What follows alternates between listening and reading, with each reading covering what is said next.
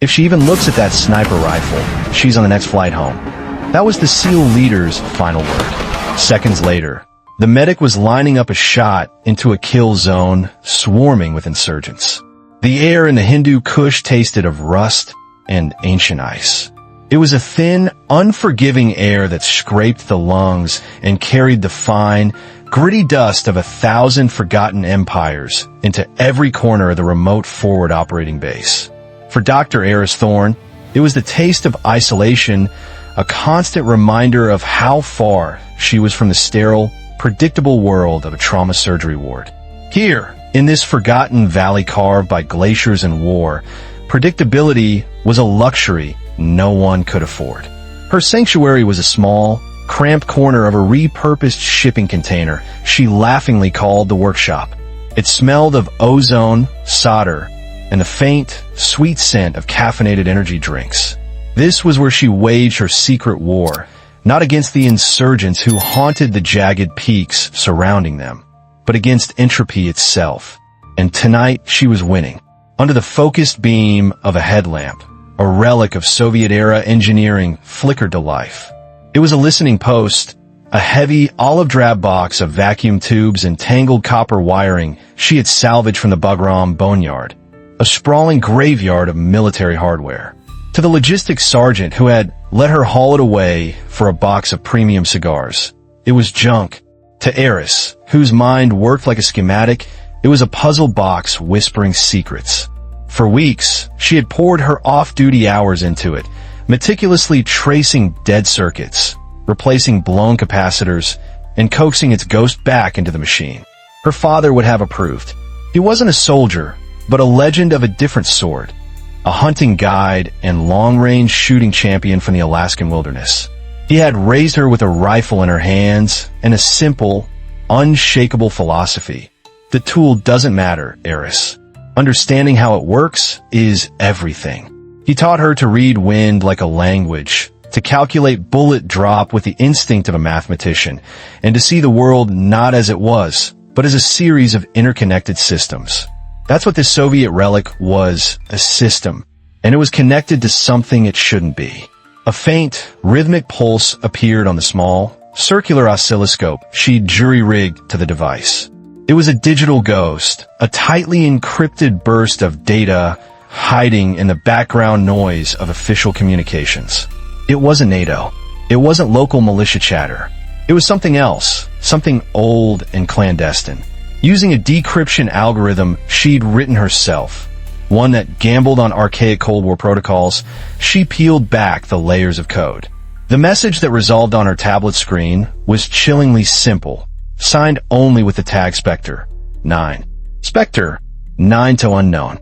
Overwatch vulnerability identified. Tomorrow's convoy route through the Serpent's Pass is compromised. Hostile element in play. A cold certainty settled in Aris's gut, heavy and solid as a block of ice. This wasn't a prank or a phantom signal. The specificity of Serpent's Pass, the team's classified route for the next day's mission, was too precise. Someone else saw the same flaw she had, a fatal blind spot in the team's otherwise meticulous planning. At 30, Aris Thorne was a study in contradictions. With sharp, analytical gray eyes and dark hair pulled back in a severe, practical bun, she looked more like a university professor than a combat medic. Strands of hair were often escaping, smudged with grease from one of her projects. She moved with a quiet efficiency that the SEALs of Commander Thorne Blackwood's team mistook for timidity. They saw her as their brilliant, slightly eccentric doc, a fragile instrument to be protected from the harsh realities of their world. Their affection was genuine, but it was a gilded cage. They saw the surgeon's hands, capable of stitching a man back together under fire, but they were blind to the marksman's soul that guided them. They didn't know about the years spent in the Alaskan tundra, learning to hold her breath between heartbeats before squeezing the trigger on a target 1,000 yards away. They didn't see the worn, miniature photograph she kept inside a small, titanium locket around her neck. A younger Aris standing beside her towering father on a wind-scoured mountain peak, a rifle held between them, both of them smiling into the vast, empty wilderness. The message from Spectre 9 was more than a warning. It was a validation. It confirmed the cold dread she'd felt for days, a dread born from her own secret analysis of the mission parameters. She had spent hours poring over declassified geological surveys and satellite imagery, her analytical mind piecing together a threat no one else could see. The convoy was heading into a trap, and now, a ghost in the machine had just told her she was right. The weight of that knowledge was immense. She was the only one who knew, and she was trapped in a world that had already decided who she was. Just a medic. The ghost that truly haunted Aris wasn't a digital signal, but the face of a young man named Barrett. He had been their translator on a previous deployment in Kandahar, a kid with bright, hopeful eyes and a laugh that could cut through the thickest tension. He'd been hit in the leg by a stray round during a street patrol, a clean shot, but it had severed his femoral artery. Aris was ready, her kit prepped, her mind a cold, clear sequence of medical protocols. But her team leader at the time, a lieutenant who lived and died by the book, had held her back. "Doc, his position is too hot." "Wait for the all clear," he commanded, his voice rigid with the certainty of standard operating procedure. She had waited, watching the tactical display, the seconds stretching into an agonizing eternity as Farid bled out across an exposed, dusty street. By the time the all clear came, it was too late. She reached him, but his hopeful eyes were already vacant. The memory was a shard of glass in her mind, a constant, painful reminder that her healing hands were useless if she couldn't get to the person who needed them. That was the day her obsession began. That was the moment she realized she had to understand the chaos, not just react to it. She had to master the battlefield to ensure that kind of tragedy, that kind of helplessness would never happen again.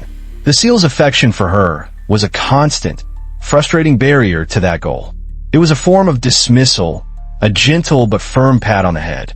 This dynamic was never more on display than in the FOB's makeshift gym, a sweltering, testosterone-fueled space that smelled of sweat, chalk, and rust. Master Sergeant Hulk Hogan, a mountain of a man with a charming grin and biceps the size of most men's thighs, was the team's heavy weapons specialist and its unofficial social director. He saw Aris working on a set of pull-ups, her form perfect and disciplined, and sauntered over. "Easy there, Doc," he boomed, his voice echoing in the cavernous tent. "Don't want you to pull something. We need those magic fingers for patching us up. Not for this stuff." He flexed one of his massive arms. "Tell you what, how about a friendly arm wrestling match? Winner gets bragging rights for the week." He was smiling, his tone light, but the condescension was as heavy as the weights he was lifting. The other SEALs chuckled, the sound a chorus of easy agreement. Aris dropped from the bar, landing silently on the dusty floor mat. She gave him a tight, non-committal smile. "Thanks for the offer, Hulk, but I think I'll stick to my own routine."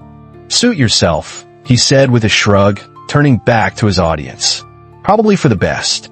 You stick to your needles and thread. Document, leave the heavy metal to us knuckle-draggers." The words, meant as a friendly jest, were a fresh turn of a knife. They appreciated her competence, but only within the narrow confines of her designated role. They couldn't conceive of a world where she could do more, be more. Her skills were a useful tool, like a well-oiled wrench, but the idea that she might understand the whole engine was beyond their imagination.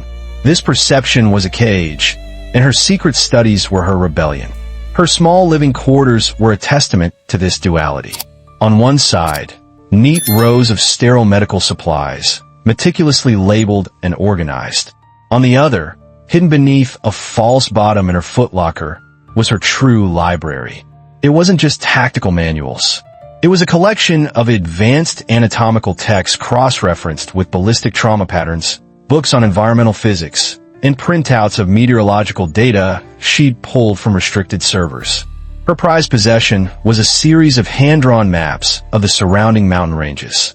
Using declassified geological surveys and her own painstakingly acquired satellite imagery, she had overlaid the terrain with wind shear data and thermal drift charts.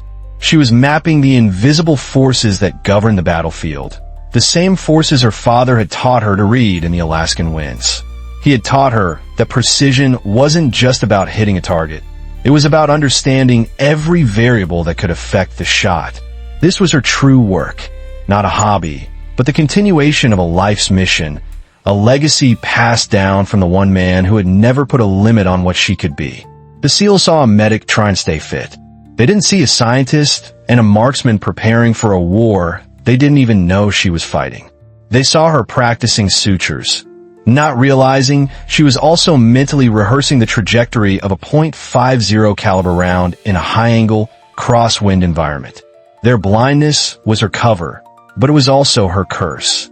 And with the Spectre 9 message burning in her mind, she knew that curse was about to become a liability that could get them all killed. The command tent was the nerve center of the FOB, a place of hushed intensity and a low, constant hum of electronics. Commander Thorne Blackwood presided over it like a king in his court. He was a man carved from granite and dogma, a leader who commanded absolute respect through a combination of battlefield success and an unyielding adherence to protocol. He was fair, but his fairness was rigid, leaving no room for deviation. He believed in the sanctity of the military hierarchy, where specialists stayed in their lanes with the devotion of a religion. In this world, Dr. Aris Thorne was a fixture along the back wall, a quiet observer whose official purpose was to take notes on potential casualty scenarios.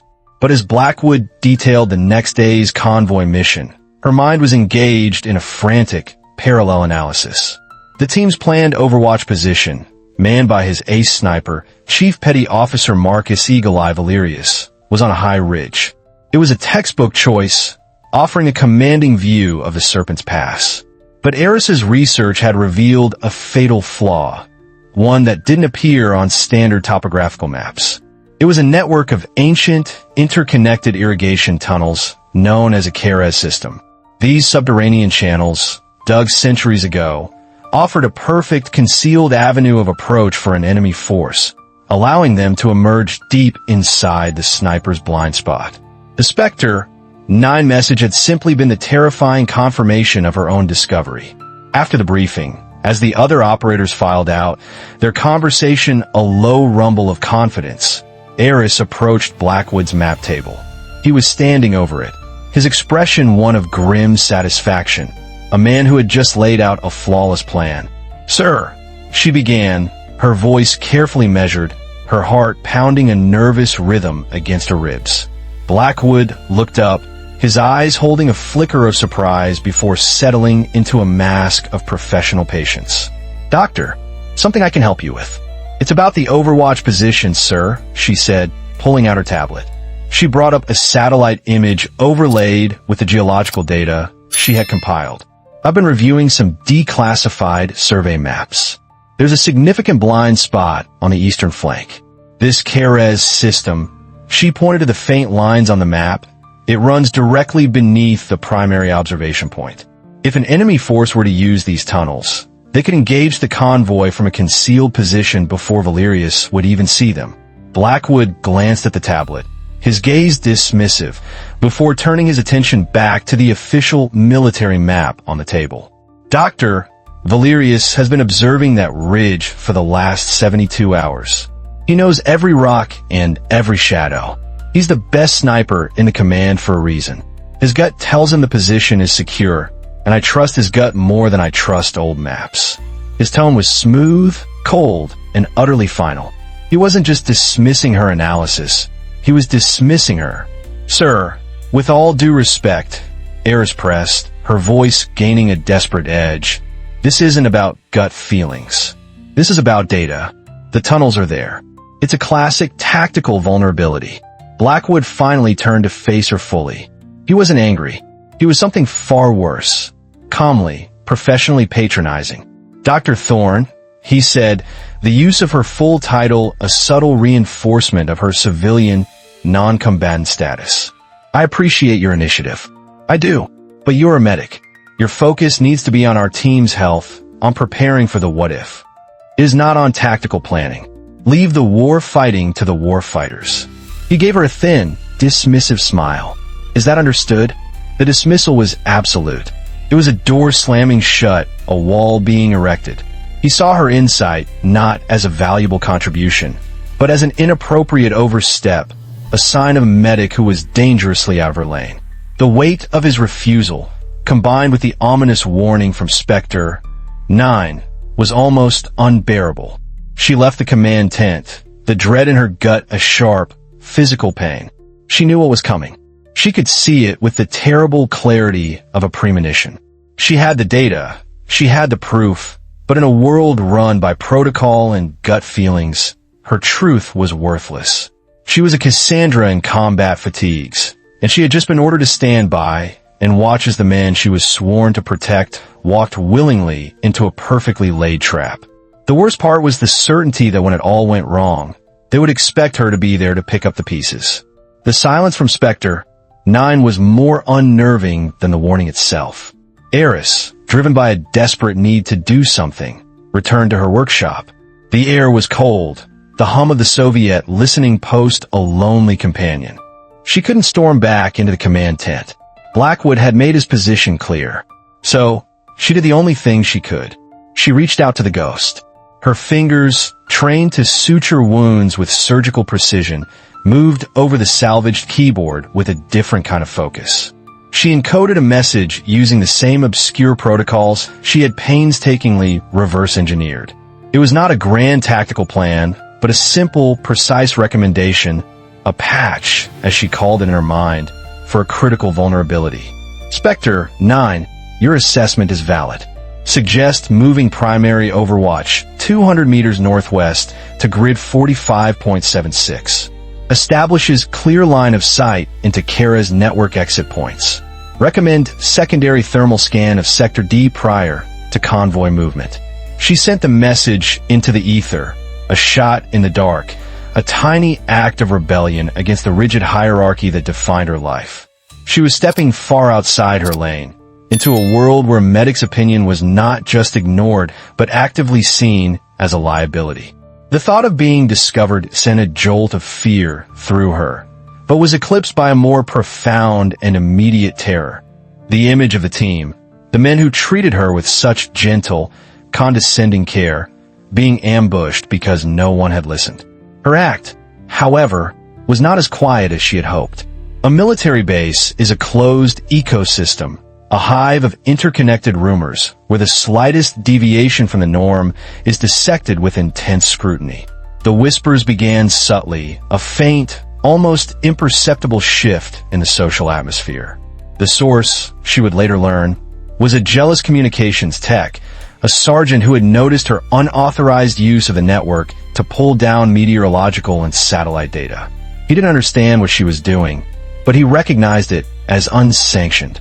He framed it not as intellectual curiosity, but as a security risk, a sign of someone with something to hide.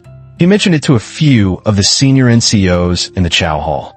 That Doc Thorne, he'd said with a conspiratorial lean. She's spending more time on the high-gain servers than she is in the infirmary. Thinks she's some kind of spy, maybe. The rumor was a spark in dry tinder. It merged with the existing perception of her as an oddity, her dedication to physical fitness, and her quiet intensity now reframed as something more sinister. The whispers grew louder, more specific, and more damaging. Her dedication to improving herself was being twisted into an obsession, a sign of a medic who was unhappy with her role, a sign of insubordination. One afternoon, as she was meticulously cleaning her medical bag, she overheard a fragment of a conversation between two operators. Heard she's getting ideas above her station, one said in a low voice. Spending more time with ballistics manuals than with medical ones. The words were a physical blow, each one a testament to the chasm between her intentions and their perceptions. She wasn't trying to compete with them. She was trying to contribute, to make their missions safer, to prevent the kind of tragedy that had haunted her dreams for years. But their assumption was so ingrained, so fundamentally rooted in the structure of their world, that they couldn't see the truth. The pressure mounted until it became impossible for Commander Blackwood to ignore. The rumor of a medic engaging in unsanctioned intelligence gathering, however small, was a violation of his sacred order. It was a threat to the very foundation of his team's operational readiness, a distraction that could cost lives. One morning, Blackwood summoned her to his office. His face was a mask of cold professionalism. He was flanked by two senior NCOs, their expressions unreadable. "Dr. Thorne," he began, his voice devoid of its usual paternalistic warmth. "I've been receiving reports about your off-duty activities. Specifically, your unauthorized use of our communications network and your apparent obsession with tactical analysis that is far outside your military occupational specialty." Aris's heart pounded in her chest.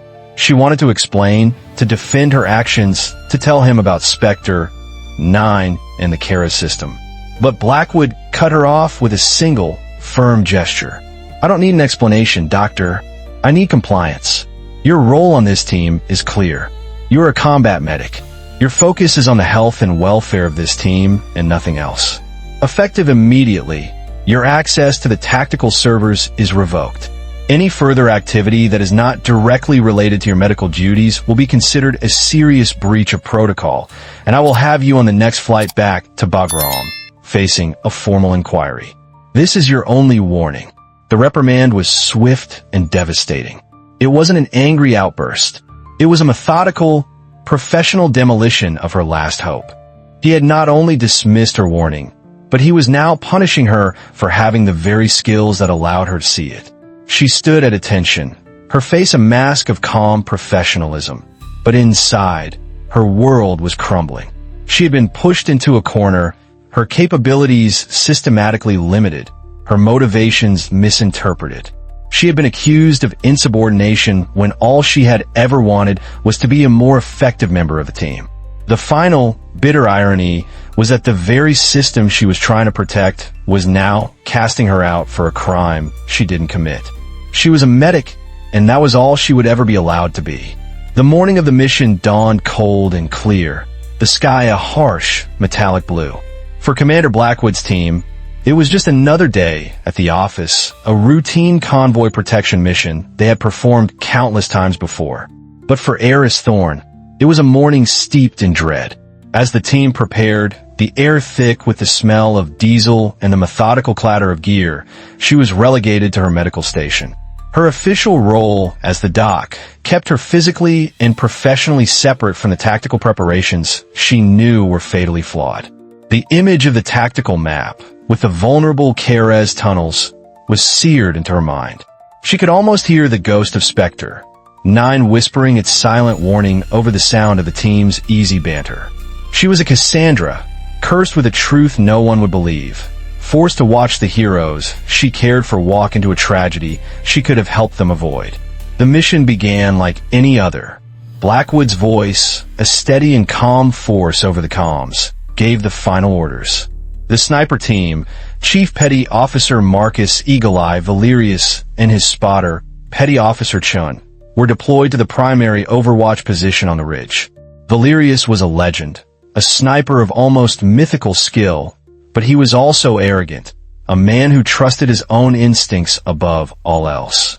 Chun was younger, more nervous, his respect for Valerius bordering on awe. Aris listened to their radio reports from her station, her heart a dull drum against her ribs. The team's voices were confident, professional, their descriptions of the terrain matching the flawed map in her head. She heard Valerius's voice, a low rumble of focused concentration as he confirmed his position. Ghost eyes on the ridge. Position secure. Overwatch commencing. She felt a sick certainty that his position was anything but secure. The sun climbing higher in the eastern sky cast long shadows that concealed the very threat she had warned them about. For Valerius and Chun, the mission settled into the familiar rhythm of discipline and patience. They were a well-oiled machine, their movements synchronized by years of shared experience. Chun meticulously scanned the terrain below, his binoculars glued to his eyes, his voice a quiet stream of information. Valerius was a silent sentinel behind his Barrett .50 caliber, the massive rifle a natural extension of his will. They had a clear line of sight over the Serpent's Pass, a stretch of open desert that was both a blessing and a curse. The rhythm shattered without warning. The attack wasn't a firefight, a slow escalation of engagement. It was a sudden, violent intrusion of chaos, a precise and devastating strike from the very place Aris had identified. The first sound was a deafening crack, not from a mortar, but from a command-detonated improvised explosive device, IED, buried just beneath their position. The blast was designed not to kill, but to maim and disorient. The ground erupted, throwing Valerius violently against the rocks. The Barrett, his pride and his tool, was sent tumbling, its advanced scope shattering against a boulder. The attack was immediately followed by the shrieking hiss of an RPG, fired from a concealed position at the mouth of one of the Kerez tunnels. Contact! Contact! Eagle eyes down. Chen's voice, a scream of pure adrenaline and terror, tore through the comms. His calm, professional demeanor was gone, replaced by the raw panic of a man watching his partner bleed out. His arm, my God, his arm is gone. The scope is shattered. They're coming out of the ground. They're everywhere. The rest of the message was lost in a burst of frantic static and the rat-a-tat-tat of a suddenly escalating firefight. The enemy, having secured the element of surprise, was now moving to finish the job.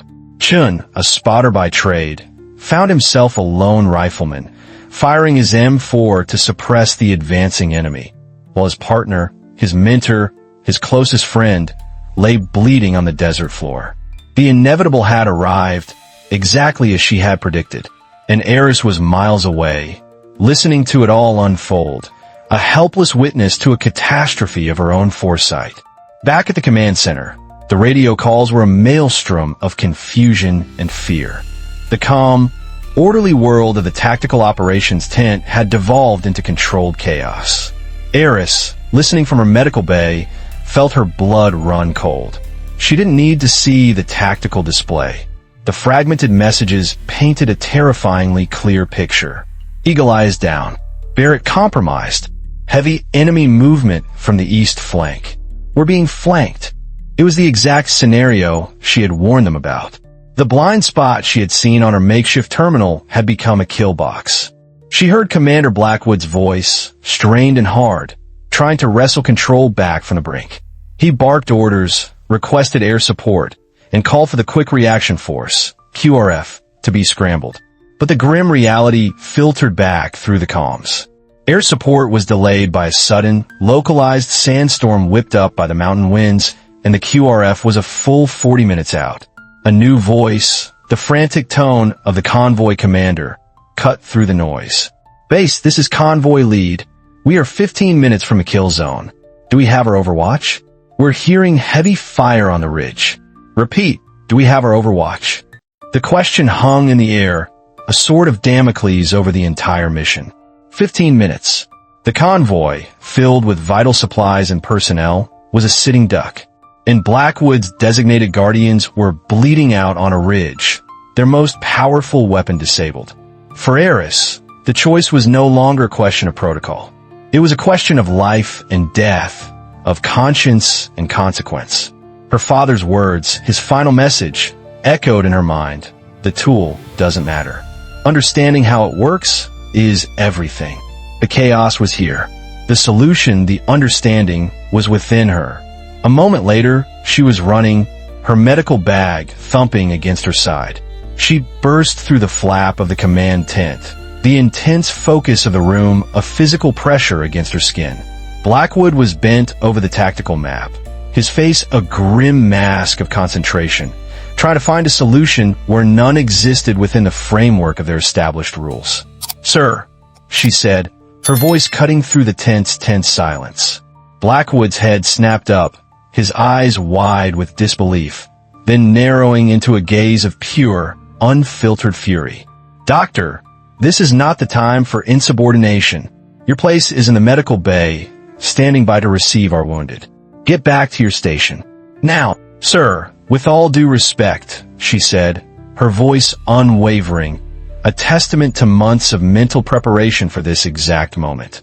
She pointed at the live drone feed on a nearby monitor, which showed sporadic muzzle flashes from the concealed Kerez exits.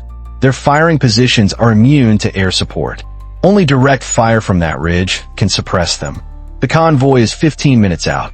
Reinforcements are 40. The math doesn't work. She took a breath, her words a torrent of logic and desperate reason. The Barrett scope may be broken, but the rifle is intact. I have my own optics, sir. I've studied the ballistics. I know the weapon's capabilities. I know the terrain. I'm a precision shooter. I can make those shots, and I can save that convoy. And I can treat Valerius's wound when I get there. Blackwood stared at her, his face a mixture of disbelief, professional outrage, and a glimmer of impossible hope. He wanted to believe her. He needed to believe her. But the years of protocol, the rigid hierarchy, the established order of things, all screamed that this was an act of sheer madness. His face hardened, the internal battle resolved. He took a step toward her, his voice low and menacing. He grabbed her arm, his grip surprisingly strong. "If you mention this again," he hissed, his face inches from hers, "I will have the MPs escort you to a holding cell and sedate you myself. Is that clear, Doctor?" The threat was physical, immediate, and absolute. It was the final, brutal rejection. He would rather watch his men die and his mission fail than break protocol by trusting a medic. Aris looked into his cold, unyielding eyes and saw the abyss. She nodded slowly, her face betraying none of the emotion boiling inside her. "Understood, sir." She turned and walked out of the command center, not back to her medical bay, but toward her quarters. The mission was already lost in their minds, but in hers, it had just begun. The rules of engagement had been written on a map, but the new rules, the ones she was about to write, would be written in the sand. And she knew with a quiet, fierce certainty that the only thing left to do was to save them all, whether they wanted to be saved by her or not. The walk from the command center to her quarters was not a physical journey of 25 meters, but an emotional journey of a lifetime. With every step, Aris Thorne felt the full weight of Blackwood's refusal. His threat hadn't just been a command, it had been a judgment. He had looked at her desperate, logical plea, and seen only a hysterical woman stepping out of line. The professional anger in his eyes, the quiet fury of a commander whose authority had been challenged, told her all she needed to know. She was on her own. The decision had been made for her. Now, she would make her own. Back in her sterile, quiet quarters, the contrast between the world she had just left and the one she now entered was stark. In her mind, the battlefield was raging, the air thick with the smell of cordite and the screams of men. But here, the air was cool and still, the only sound the faint hum of her salvaged Soviet terminal. The light from its dusty screen illuminated the room, a silent witness to her final act of preparation. This was not a moment for second thoughts or a final desperate plea for permission. This was a moment of action, of turning years of quiet dedication into a single defiant act. Her hands moved with a methodical, practiced rhythm that belied the turmoil in her mind. First, her medical bag. This wasn't the standard issue kit.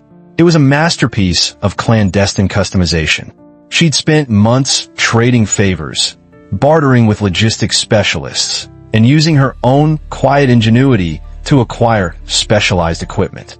She packed a compact, powerful field tourniquet, a set of advanced pressure dressings designed for high-velocity ballistic wounds, and several packets of Quick Clot, a hemostatic agent not yet standard issue for field medics. This was her primary duty, the oath she had sworn. She was still a medic, but she was about to become more. Next, from a compartment hidden beneath a false bottom in her bunk, she pulled out her secret arsenal. It was not a collection of firearms, but a collection of tools, each one a testament to the life she had been forced to hide. She retrieved her personal, high-end civilian spotting scope, a piece of equipment she had bought with her surgeon's salary, which offered a degree of precision and clarity that far surpassed the team's issue binoculars. She grabbed her Kestrel handheld weather meter, complete with a built-in ballistics calculator. She slipped a worn, spiral-bound notebook into her pocket, its pages filled with her own meticulously drawn ballistics charts for the Barrett .50 caliber, hand-calculated and verified through months of secret study. Finally, she pulled on a pair of tactical gloves, offering more than just protection. They offered a sense of connection, a physical link to the world of precision and control that she was about to enter. Every item was a whisper of her true self, a testament to the fact that while they saw her as a medic, she had always been a marksman at heart.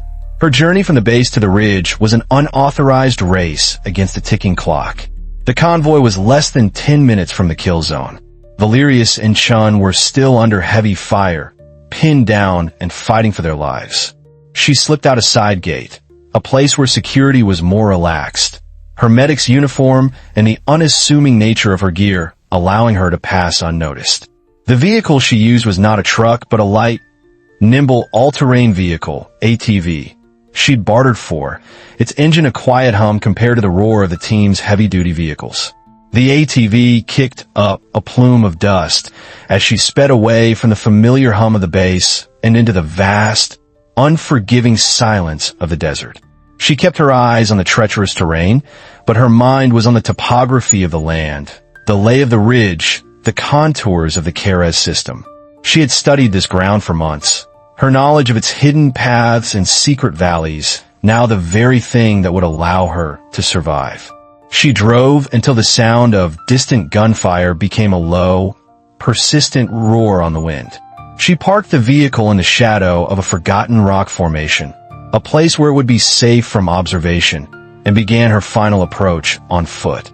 The terrain was a jagged, unforgiving landscape of loose rock and sharp, thorny brush. Her physical conditioning, the long, grueling runs that her teammates had dismissed as a strange quirk, was now the only thing keeping her from falling behind. She moved with the quiet efficiency of a hunter, her feet finding purchase on the loose shale, her body a low, swift form against the backdrop of the setting sun. As she reached the base of the ridge, the sounds of battle were no longer distant echoes. They were a visceral, immediate symphony of violence. The sharp crack of Chen's M4, the deep, guttural thrum of an enemy's automatic weapon, the frantic, desperate shouts of men engaged in a struggle for their lives. She keyed her comms, a direct line to Chun. Her voice was a calm anchor in the storm of chaos. Chun, this is Document. I'm on a ridge. I'm with you. Be advised, I am armed, and I am in a position to assist. The response was a moment of stunned silence, followed by a torrent of confused and panicked shouts. Doc, what the hell? Get back. We're under heavy fire. This is not a safe. But before Chun could finish, she was there. She crested the ridge, her form a flash of motion, her medical bag a comforting presence on her hip. The sight that greeted her was a living nightmare, the exact scenario she had seen in her dreams. Valerius lay bleeding, his right arm a mangled ruin, his face a mask of pain. Chun was firing from behind a low pile of rocks, his face streaked with dust and sweat, his eyes wide with a combination of fear and disbelief.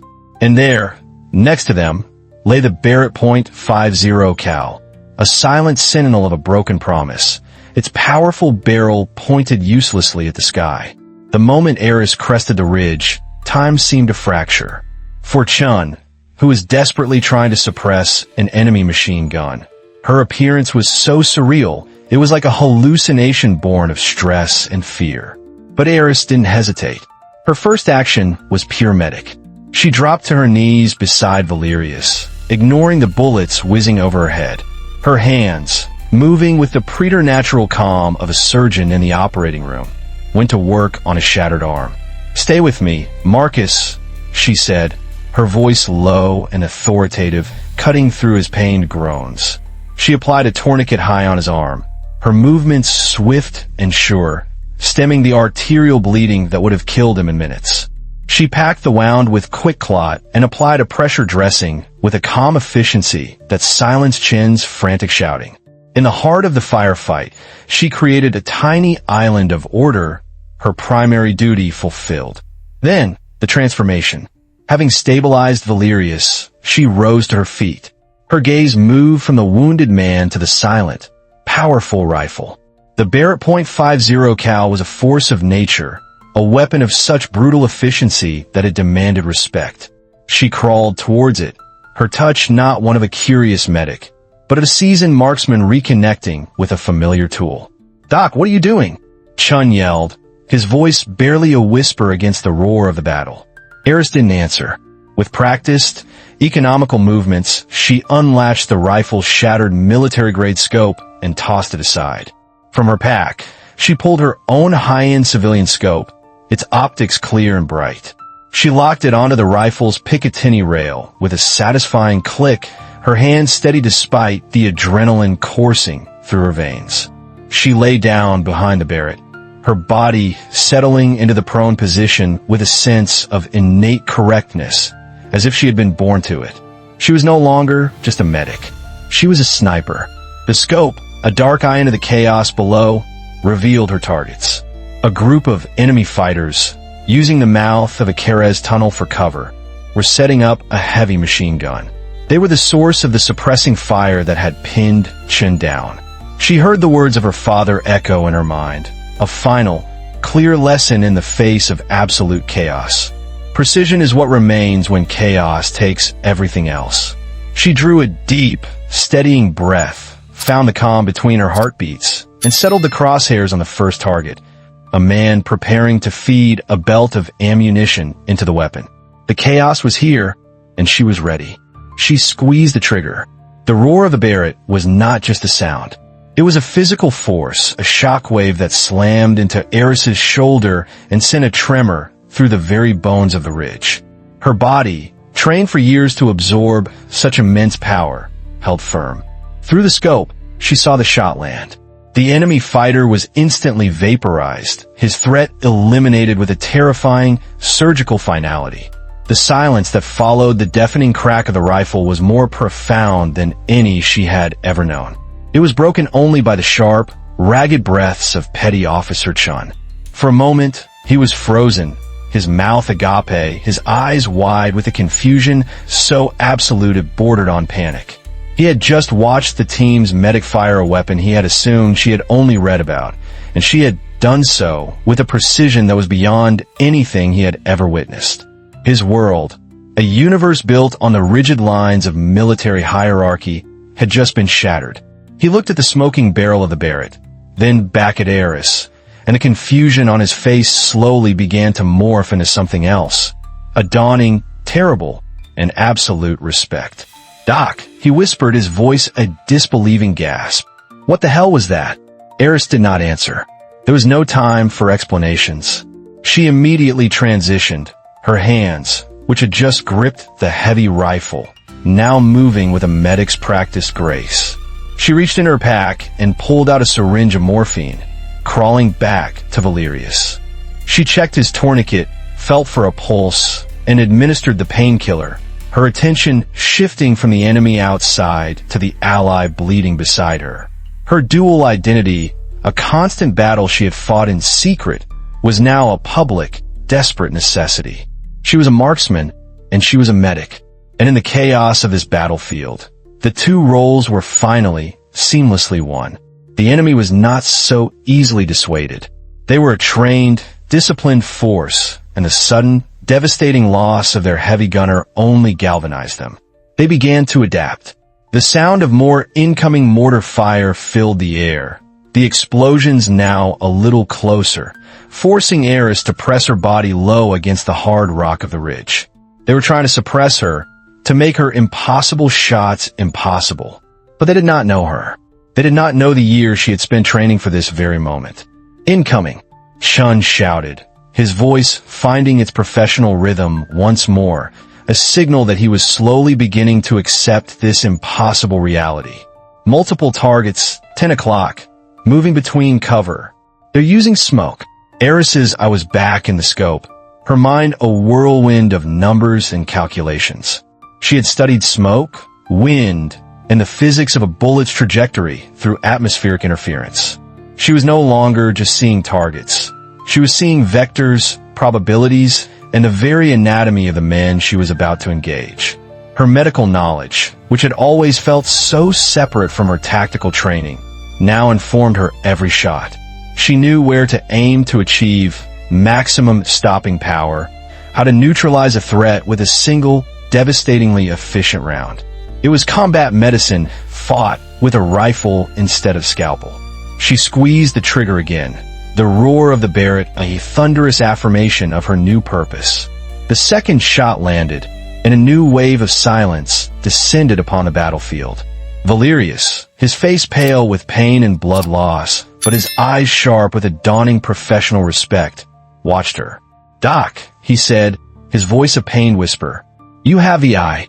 He was speaking from a place of pure professional need, a place where rank and role no longer mattered. He saw a sniper, and he needed a sniper. "The convoy, it's coming through the kill zone now. I have targets, but I can't get to them." His arrogance was gone, replaced by the raw, desperate need of a master craftsman whose tools had been taken away. He looked at Aris, not as a medic, but as his only hope.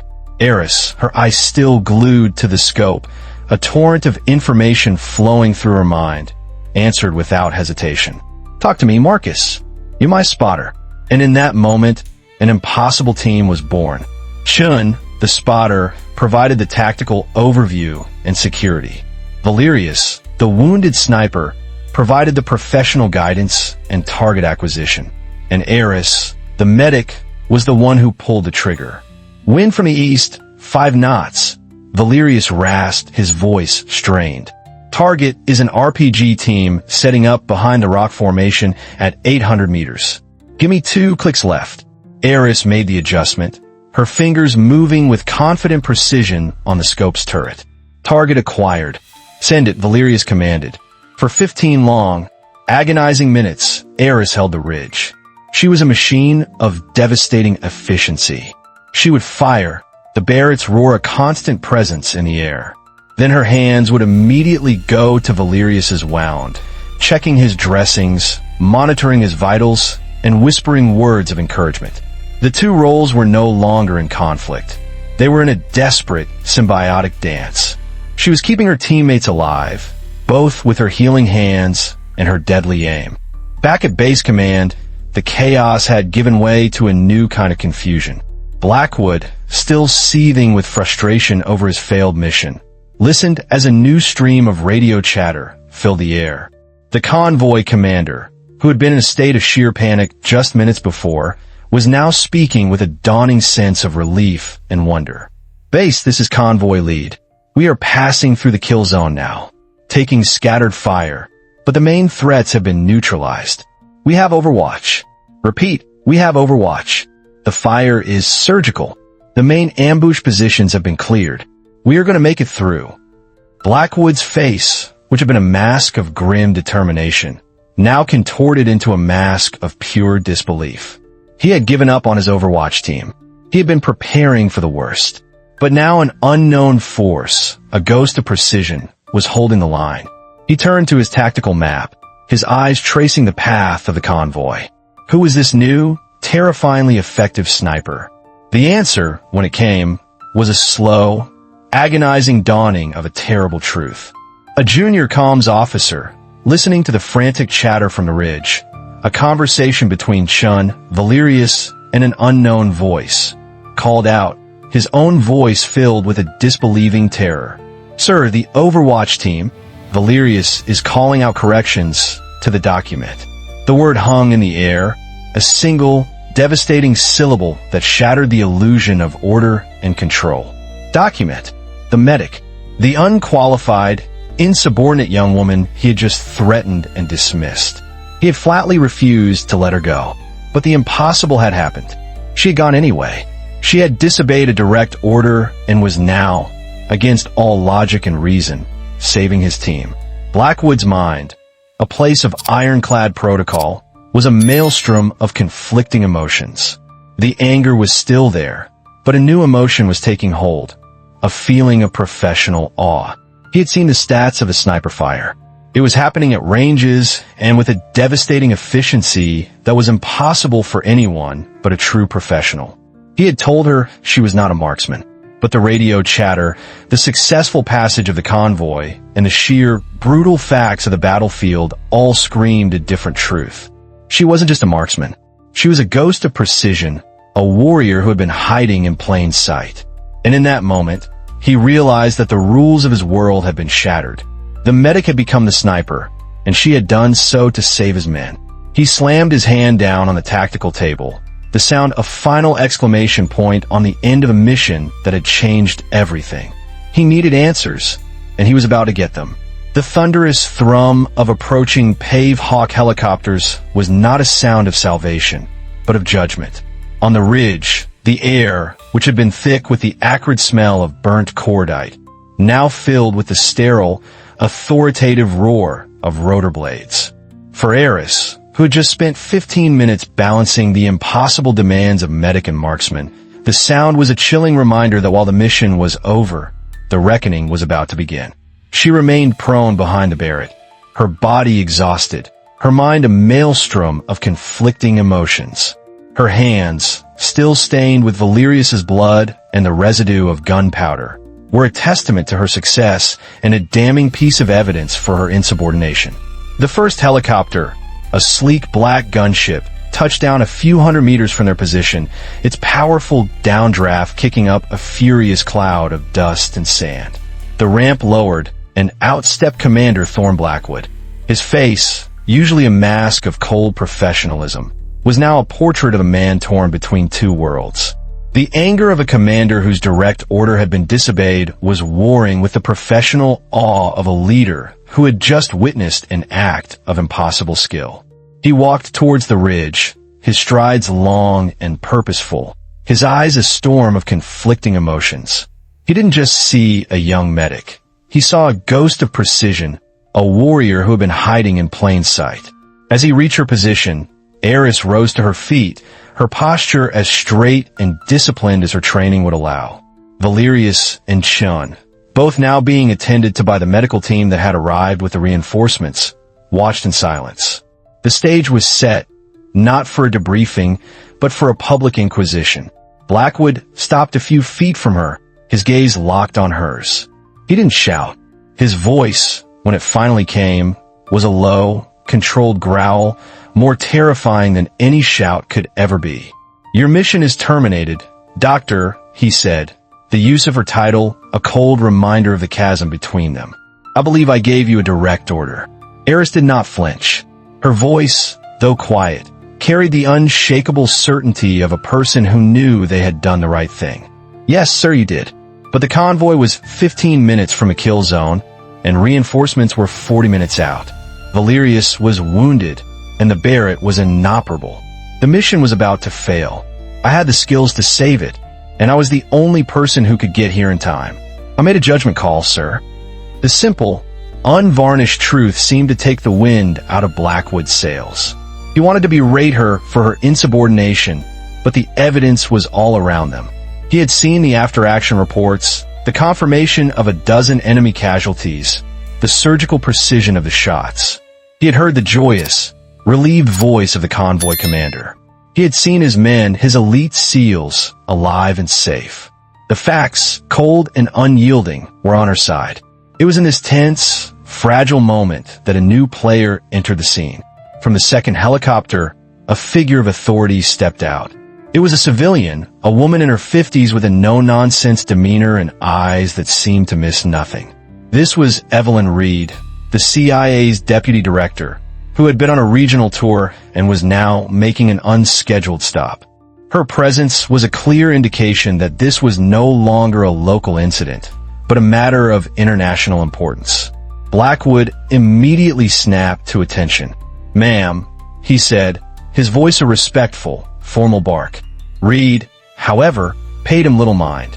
Her gaze, a sharp and penetrating force, was fixed on Aris.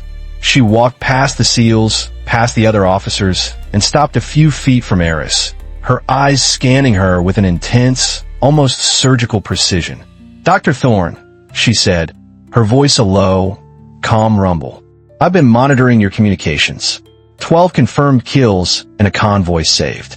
All from a weapons system you're not authorized to operate in a mission you were explicitly ordered not to participate in." She paused, a small, knowing smile playing on her lips. "You must be your father's daughter." The words were a hammer blow. Aris, who had braced herself for the full force of military justice, felt her knees go weak with a profound and disorienting shock. No one, not Blackwood, not Shun, not a single person on that base knew about her father's true legacy. But this woman, this powerful, high-ranking official, had seen through the facade. Reed knelt down, her face close to Aris's, her voice dropping to a conspiratorial whisper. I knew him, you know. He tracked a high-value target for us through a blizzard in the Brooks Range once. Taught some of my best operatives how to shoot in a crosswind at 800 yards. She looked Aris directly in the eye. He was a good man, a precise man. The connection, the validation from a world she never knew her father was a part of, was overwhelming. Tears welled in Aris's eyes, the dam of her composure finally breaking. All the years of quiet discipline, the endless hours of secret training, the profound loneliness of being the only person who knew the truth about herself. It all came crashing down in a single, cathartic moment. She nodded, a single, heartfelt movement. In that moment, everything changed. Evelyn Reed stood up, her gaze now fixed on Blackwood. Commander, she said, her voice filled with a calm, absolute authority. You have a debriefing to conduct, but it will be done on my terms. This is not an investigation into insubordination. This is a debriefing on tactical success. Dr. Thorne will be giving her report, and you will all be listening. This is not about punishment. It's about learning. The formal inquiry was not a court-martial, but an after-action assessment, held in a sterile, air-conditioned tent that felt a world away from the dusty, bloody ridge where the story had truly unfolded. It was a testament to the quiet, subtle influence of Deputy Director Evelyn Reed, who had reframed the entire event from an act of insubordination into a case study in tactical innovation. A panel of senior officers, their faces a mixture of skepticism and professional curiosity, sat at a long table. But the true authority in the room was Reed, who sat at the head of the table, observing. For the first time in her career, Aris Thorne was not in the back of the room. She was at the center, her voice a calm, professional force as she laid out the facts. She spoke not of defiance, but of professional necessity. She detailed her years of training under her father. She spoke of the mission in Kandahar that had cost a young translator his life, and of the profound lesson she had learned, that being a medic was not enough if she couldn't get to the wounded. She told them about her off-duty training, her meticulous study of ballistics, and she spoke of the Spectre, 9 warnings, the ghost messages that had first alerted her to the fatal flaw in their mission plan. She laid it all out, her words a torrent of logic, data, and unassailable truth. It was a defense not of her actions, but of her capabilities. The room, which had begun with a quiet skepticism, was now filled with a stunned, respectful silence. The first testimony was from Chief Petty Officer Marcus Eagle Eye Valerius. He entered the room, his arm in a sling, his face pale, but his eyes were filled with a cold, professional fire. I've served with SEAL snipers for 15 years, he said, his voice raw with emotion and professional admiration.